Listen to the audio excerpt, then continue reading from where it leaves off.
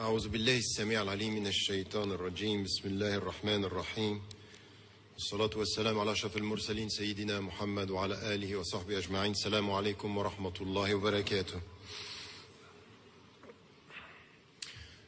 I just want to start by sending a message to our brother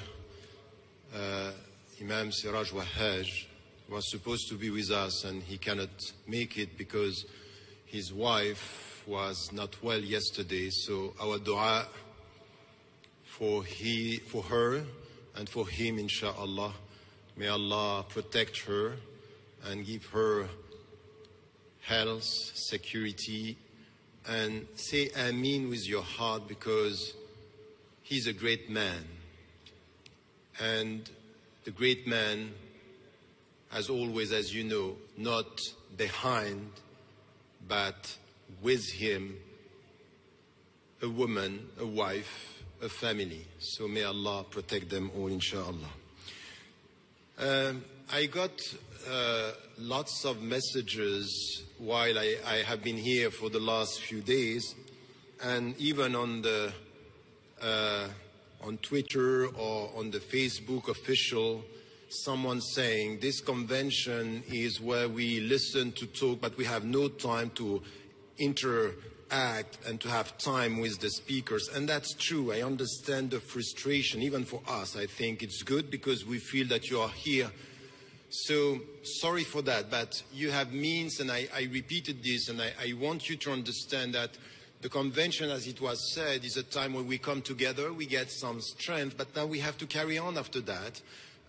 So it could be, as you know, we have time outside through the alternative media. It could be internet, the website, and then inshallah, just after this session, I will be at the booth, and this is something which I value a lot, where we can meet with the sisters and the brothers and have time to talk. And I know that you have questions, so please do that. I'm also asking you, because I saw also so many brothers and sisters who are trying to write and to have articles, so please, once again, depending on the fields on which you are working, if you are writing papers, essays on Islam and contemporary issues, let us know that, because we want to expose your work, and not only having speakers, but having also students and researchers being published. So, inshallah, after the session. I got lots of, you know, the title, we are here reviving the Islamic spirit. Reviving the Islamic spirit, and we might have to define the Islamic spirit.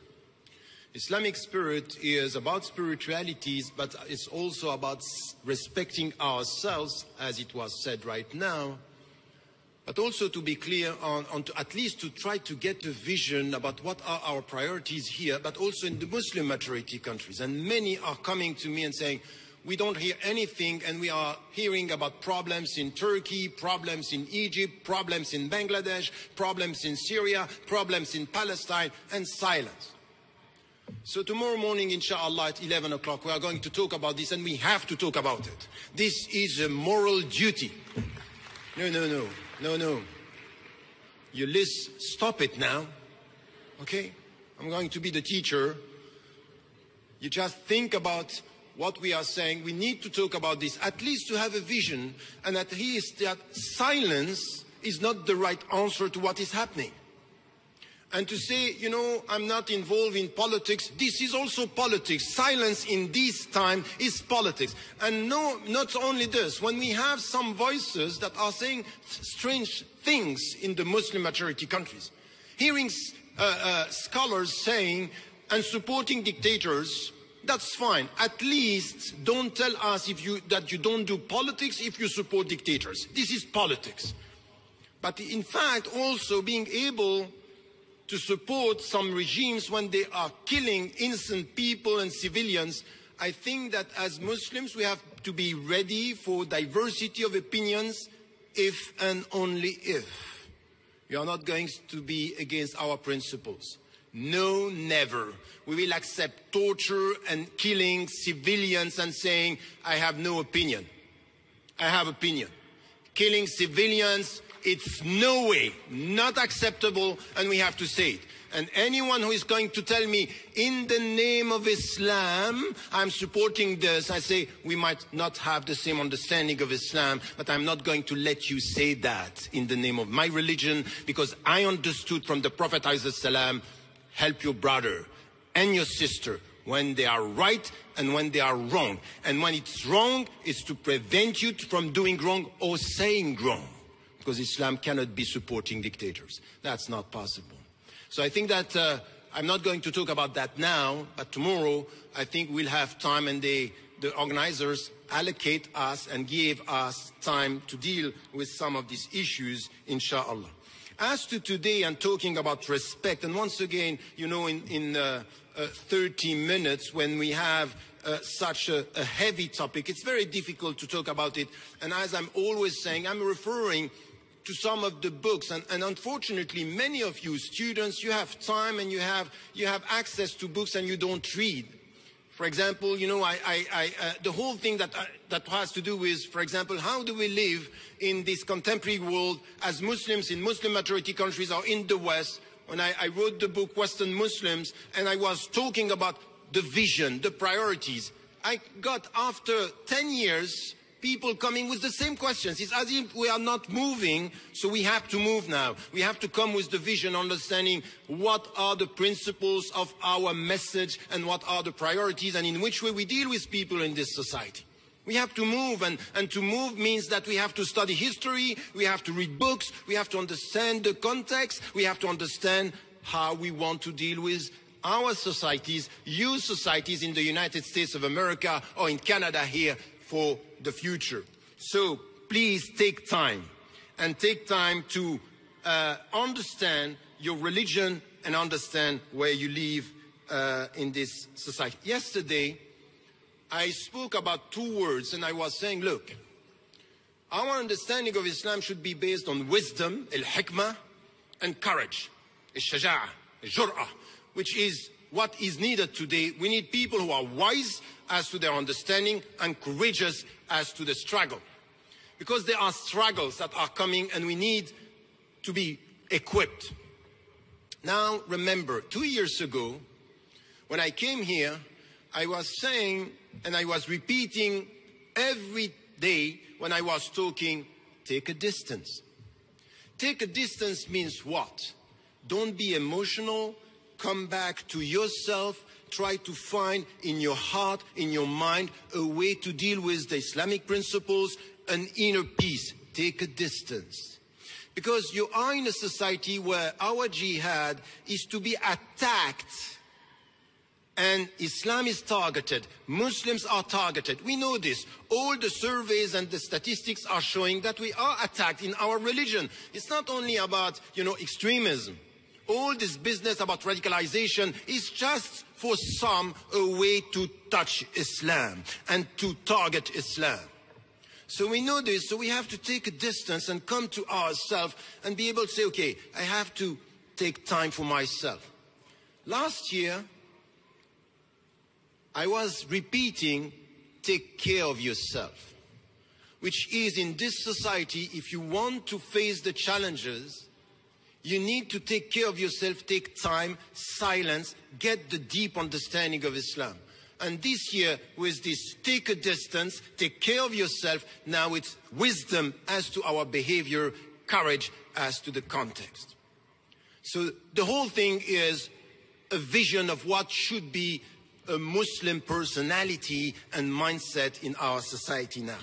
Having said that, we come to the understanding of Islam, and we need to understand few things that are important here. In fact, I was talking yesterday about the jihad of meaning, which is the way we respond to what is happening. But we need to understand the very meaning of jihad.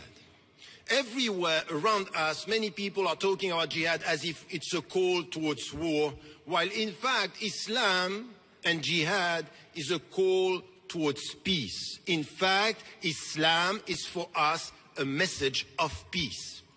But peace has conditions. And we need to get that right, that we are going to struggle. So anyone now, in the name of peace and love, who is going to remove jihad from your vocabulary and terminology is not getting it right. And anyone who is reducing jihad to jihad in nafs is not getting it right. Jihad is resistance and reform. Personal resistance, personal reform. But resistance in this society and reforming this society. It's inward, outward. And not only inward, and we fly, we dream, and we don't change the society. I'm not here for that. I'm not in the West by accident. I should be a gift. I should be a presence that is understanding. First, be at peace with yourself. Try to get it. Try to change yourself, to understand the very meaning of Ar-Rahma min Ar-Rahman. And then, وَمَا أَرْسَلْنَاكَ إِلَّا رَحْمَةً لِلْعَالَمِينَ. So you get that peace and you spread. Ifshu salam. Ifshu salam, this is our main goal. But we know that at the same time, when the Prophet ﷺ arrived in Medina saying, Ifshu salam, he knew that the time was going to start where people are going to attack more and more. We are not going to respond to attacks by attacking. We go beyond that. What we want is salam, but we know that the people are going to attack us. So we have to be equipped. So how are we going to do that? And this is where we should understand in this struggle the very meaning of two words. Ar-Rahma wal-Ihtiram. Ihtiram al-Nafs. Respecting ourselves, as it was said. So now, if you come to our understanding as Muslim, our message is about what? As I said, Ar-Rahman 'allama al-Qur'an. The most merciful, the compassionate, sent us Al-Qur'an. Al-Qur'an for us is a gift, it's coming from Rahmatullah. Allah subhanahu wa ta'ala is protecting us with the book.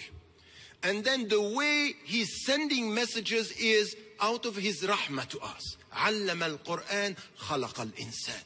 And then the way we are going to express ourselves is also coming from Ar-Rahman. علمه البيان. We know that. Now, what we also know is that our understanding of Ar-Rahmah is the way Allah is ruling the world. And I liked very much what was reminded by Sheikh al-Maghrawi during the retreat when he was saying, in fact, when you come to Surah Taha, Ar-Rahmanu ala al-Arsh istawa.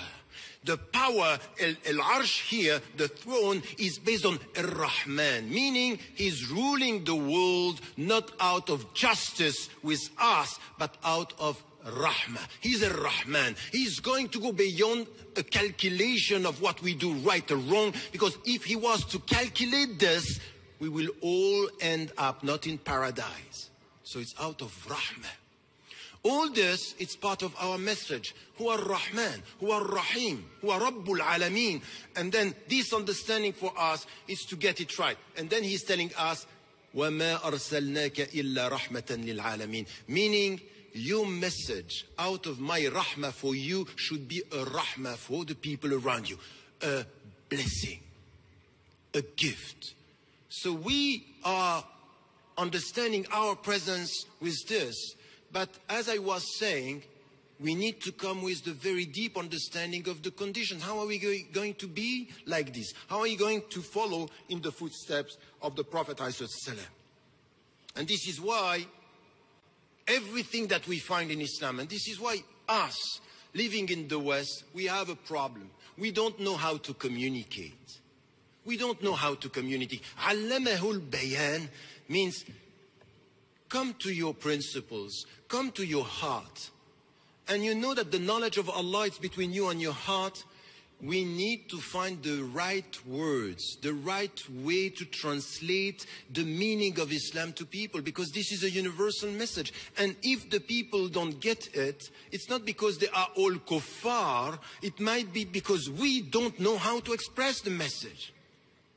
So when we speak about, for example, all the struggle, a woman came to me, she's not a Muslim, and she told me, I heard this message about, this struggling against your ego and trying to get this peace and serving the people.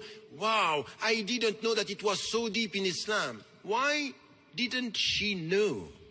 But because this is our problem. The problem is that we have to reconcile ourselves with the universality of this message. And not only by talking about values, but talking about this deep dimension of inner peace, inner stability. This what we want as Muslims. This is what we have to express in a way which is, we are here to get that peace, and we understand something. How are we going to get that peace? It's something that it is in the Quran. At'im al-miskin, which is you have to be showing this kind of compassion towards the poor people. We are here to serve. In Islam, al-Rahmah, it's the way we serve ourselves. The first dimension, al-Rahmah, ruhama baynahum, means that the way we have to be with ourselves is to come to our heart and try to educate ourselves. The very understanding of Islam is based on this. It's based on take care of yourself, come to your heart and pray, fast, be spiritual and Rabbani in your life, and then be in this society someone who is expressing the universal values. The people around you should get it out of our presence now. As it was said, is not to preach Islam with words, is to show Islam with deeds. This is the way we are, al-witness. لِتَكُونُوا شُهَدَاءَ. It's this that we need to get as Muslims. And we need to have this. We need to understand that one of the main jihad of Western Muslims, Canadian Muslims, American Muslims, is the way they behave and the way they speak. A universal message and an example in the way they are acting. The added ethical value of Muslims in our society. And this is where we are respecting ourselves, and this is where we have to be involved in this. Now, it's not only this. The people around you, they are going to look at you. And you, as Muslims, we keep on repeating one verse that we know. Ya ayyuhan nas. إِنَّا خَلَقْنَاكُم مِّن ذَكَرٍ وَأُنثَىٰ وَجَعَلْنَاكُمْ شُعُوبًا وَقَبَائِلَ لِتَعَارَفُوا. We keep on repeating this. We created you from a male and a female, and we made you nations and tribes in order for you to know each other. That's fine, but you know what you very often say or imply by saying this? You say to the people, you should know us as Muslims. But this is not what the verse is saying. The verse is saying, لِتَعَارَفُوا. How much time do you allocate to show to the people, because I respect my mind and I respect the verse, I'm taking time to know you, to know my fellow citizens. Don't take it that way. You know what? We are the victims. You should know about Islam. What do you know about the people around you? What do you know about the people around you, which is showing your intellectual respect? Respect your mind as you respect the Quran. Mean respect the people. Show that you care about them. You want to know what they think. It's not, I have the truth, tell me about how much you are wrong. That's not going to be Islam in this society. In this society, we have to be serious about the verses that we are quoting. It means that we have to share knowledge, to take from the people, to know about them. And this is why when you know about them, you can respond to what you say. You know, in Surah, when the story of Musa, Imma an tulqiya, are you going to be the first one to throw, or we throw the first? What did he say? Bala qal alqu. You. Bal alqu mean throw. I want to see your evidence. I want to know you. I want to know who you are. First you speak and then I respond. No, we are not like this. We quote the verse and we expect from the people to know us and not us to know them. And this is where, be careful here. It has to do with respecting ourselves. If you live in Canada and you don't know anything about the society and you want to give to the society, this is a contradiction in terms. You need to know the people. You need to have access to what they think, to have access to their psychology. At the end, you are Canadian or you are Americans. And this is Islam. Islam is not, I tell you to know me. No, I tell myself, because I respect my mind, that I have to know you. And I have to know who you are. And even for the converts here in this room, be careful with anyone who is telling you, forget about your cultures here. No, take it, because it helps you to understand and to be able to communicate with the people.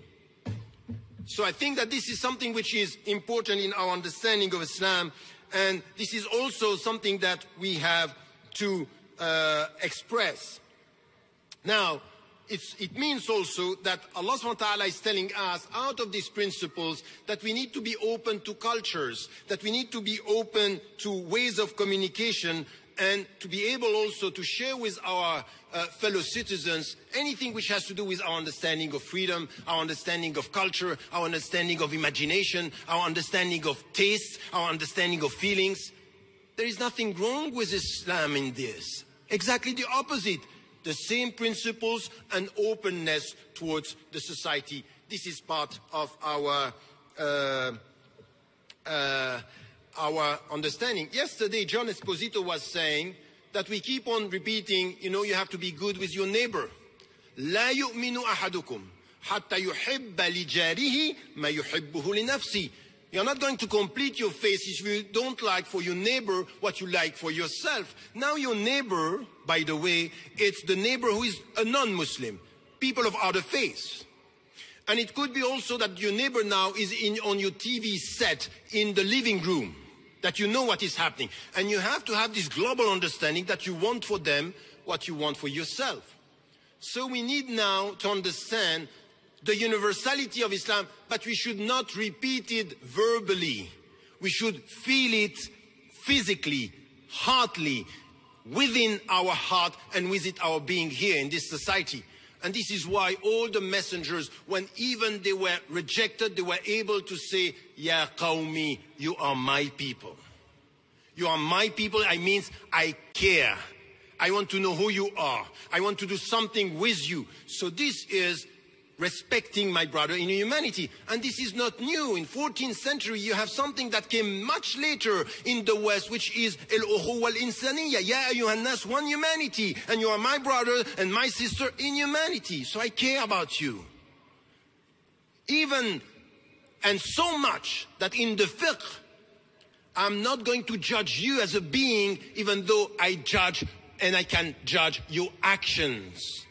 I don't reduce you to your actions. I can say to somebody, I don't like what you do, but I respect who you are, because who you are is karamat al-insan. Look at that, karamat al-insan, the dignity of human being. So you might be better than what you do with yourself. And I respect who you are, I don't like what you do. Look at this message. If you say this, you go outside and you are able to talk to the people like this and say, wow, no, we are doing the opposite. I see what you do, I judge who you are, and I put you in hellfire. That's the point. I say, you know, some people are now even talking about Mandela. Where is he? I don't know. What he's going to be? I don't know. And the only thing that I want to say, Allahu A'lam, and silence. I will take from his life everything which is good to help me to educate myself. This is my respect towards him. As to his destiny, Allahu A'lam, and keep quiet. Don't say anything. The only thing that I got from him is something which is a very courageous man with principles to the end. He's not the one who sold his mind and his being. So this is something as Muslims that we can get. Now, let me tell you something which is important. You know, you were talking about your father, rahimahullah, Malik Shabazz.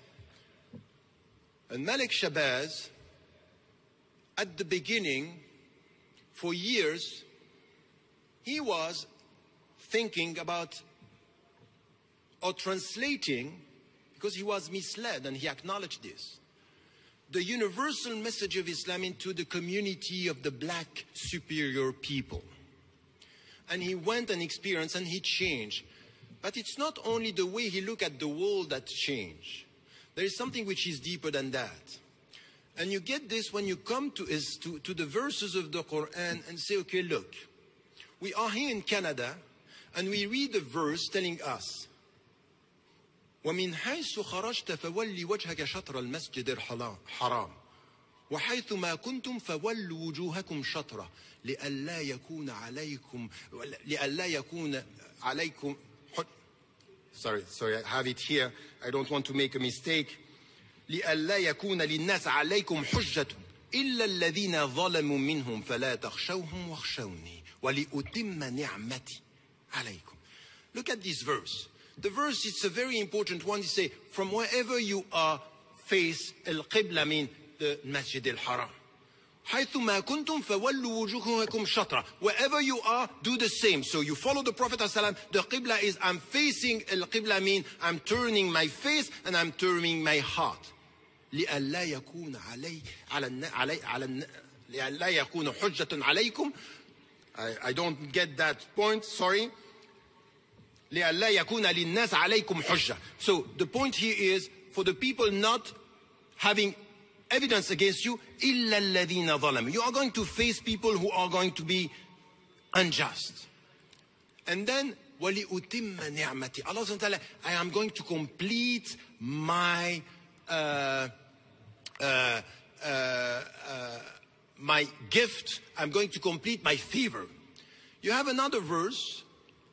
اليوم يئس الذين كفروا من دينكم فلا تخشوهم واخشوني اليوم أكملت لكم دينكم وأتممت عليكم نعمتي. Look at this. Twice, Allah subhanahu wa ta'ala is putting in the same verse that you are going to face attacks.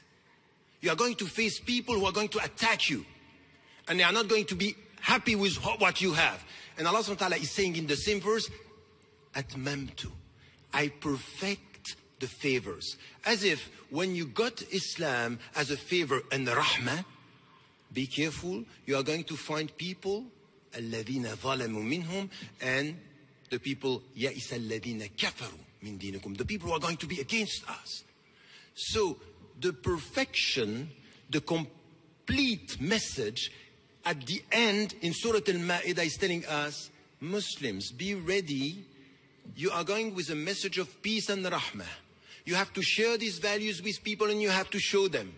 But at the same time, you have to understand that with this message, you are going to be attacked and you have to be ready for that. Malcolm X understood something when he came back from Hajj, but he's not the only one. All of us, we have to understand that. That the point was not to be with black people against white people. No, it was to be with people of principles versus people who have no principles. And he understood black, white, poor, rich, all together, we have to come together. So the point here is something which is important. You, Canadian and American Muslims, living in this society, you have to get it right now. That not only we come in this society by saying, look, you know what? It's a jihad of meanings. It's a jihad against poverty. It's a jihad against marginalization, against racism. This is the jihad that we have. But now what we also have to understand that in this society, we will have to find brothers and sisters in humanity who are going to be on our side, principled, and not only Muslims against or Muslim for. We are very quick to say, we Muslims, we have principles. But we have to understand that in this struggle, what he understood, when Malik Shabazz said after he came back from the Hajj, is not, no, it's not black against white. Now I have to deal with Africans, I have to deal with Europeans, I have to deal with Americans, white or black, from the south or from the north. Let us come together and struggle for what is right. Let me tell you something. You are sitting here in this room. With how many Canadian citizens, men or women, are you working for the struggle of justice, peace, dignity, and reform in these societies. You're not going to change Canada if you isolate yourself, say you don't know about Islam. No, they are not going to know about Islam if you are on the margin. And the point to respect ourselves is to look for people who have principles. We are not going to share everything. We are not going to share everything. We have lots of differences, but what is coming from the Quran is, let us come together. And the Prophet ﷺ was doing this when he said, Hilf al-Fudul, the pact of the virtues, was about what? Was about people beyond their clan, their tribes, beyond their affiliation, saying, justice is justice for all. We are not going to be selective. And us as Muslims, you have to show this. You have to be for justice for all. You are not only being there when we speak about Islam. Wherever there are injustices, you are here. You are on the side of the oppressed, but you are here. You have to be courageous. I said it. Wisdom as to our understanding and courage as to our struggle. Get it right. اللهم نسألك أن تجعلنا من أهل الحكمة وأهل الشجاعة. So this is what we want to be. We are asking him to be like this in our society. So the way we are going to deal with the people is not only, you know what, we are nice. I'm sorry. You have lots of people today in Canada. They are going to be with you when it comes to struggling for ethical things. This morning I was sitting here listening to Sayyid Nasr when he was talking about environment. He was saying something which was so deep in the understanding. Say, you know what, science, modern science now, they are talking about the quantitative and not the qualitative. They are talking about godless science versus science in the name of ethics. He was talking about the fact that science today is about power. Our science is about what? Wisdom. Do you think that we are the only one thinking like this? We should find people in this society having exactly the same position. And I met myself, Jews, Christians, Buddhists, people having exactly the same. We need to have alliances, ethical alliances. So it's not only to come and say, peace and love, we are nice, you know, we Muslims, we love you. Of course we love you, but we love justice in you and not oppression. We want Canada to stand for justice. We are a gift, and we are going to struggle with Canadian people, whatever they are. They can be Christians, they can be Jews, they can be Buddhists, they can be Hindus, as long as, no, you know what? Don't clap, but do it tomorrow. Start the job. Ask yourself, how many people, you know, somebody came to me this morning telling me, you are telling us that we have to have friends that are not Muslims. Of course you have friends that are not Muslims. How come you live in Canada and you are going to isolate yourself? What is this? What is this mentality? You want to teach the world and then they are isolated and say Muslim for Muslims, and every time we speak about Muslims, we are here. We are oppressed. I'm sorry. What about the black people? What about the native Canadian, the Native American? What is done to them is unacceptable. Where are you? Are you the non-selective citizens who are ready to say, we will never give up on Palestinians and we will never give up with black South African people who are still struggling for justice? This is where we are. This is who we are. This is what we want. So get it right. Stand up now in this society and do the job, but with the very deep understanding that, as I said at the beginning, it's a spiritual struggle. Ruhama bainahum, we are full of rahmah. We are ready for this because we are equipped. We know why we are waking in the morning to pray Fajr. We know why we are with Allah. We know what it means to say La hawla wa la quwwata illa billah, because anything is possible. And we need to get that as something which is essential in our understanding of Islam. So, as I was saying, we have to identify our allies. But it's not allies for power. It's not allies for benefit. It's allies for justice, for ethics, for serving the people. Jihad against poverty, jihad for freedom, jihad against racism, jihad. And we changed the word into something which is very positive. We did this in Mauritius. We started with all the communities of jihad against poverty, and they got another understanding of jihad. Instead of removing the word, we give it the right definition. But we have to do it. Who is going to do it? And we have to be mainstream. And we have to come from all the different dimensions. It has to come with social activism, political presence, cultural presence, mainstream. I'm very happy to see now that use of Islam is coming back mainstream and being able to say something which is completely Islamic, but not repeating every 3 sentences Islam to make the people, the Muslims, be at peace. No, you know what?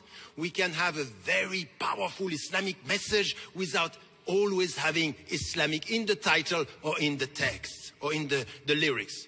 Let us talk about something which is universal. This message, Allamahul Bayan, learn. At least be Canadian, know how to talk to your people, but be the people who are serving. And let me end with something.